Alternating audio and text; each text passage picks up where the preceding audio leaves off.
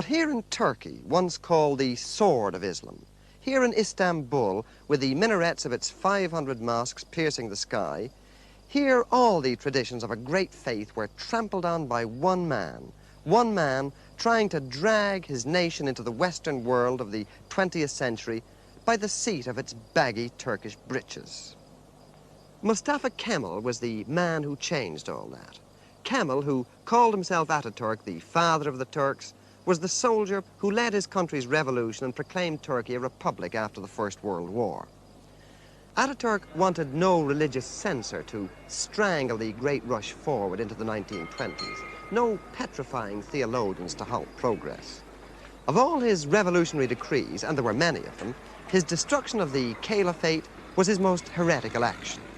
It was like deposing the Pope or the Archbishop of Canterbury. But he did it.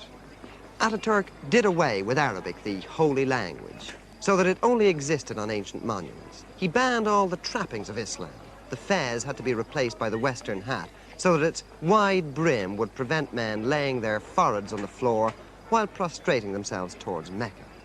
He made them wear lounge suits instead of flowing robes. He removed the veils which covered the faces of modest Muslim women.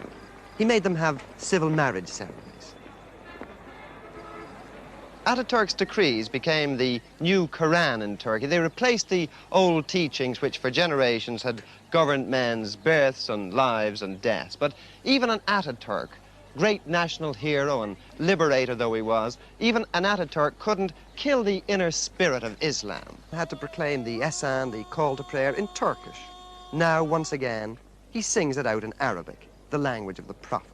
Menderes himself paid dear for his concessions, for his adulteration of the pure milk of Kemalism. There's certainly a revival of Islam in Turkey today. What Ataturk tried to destroy with his codes and his decrees is apparently indestructible.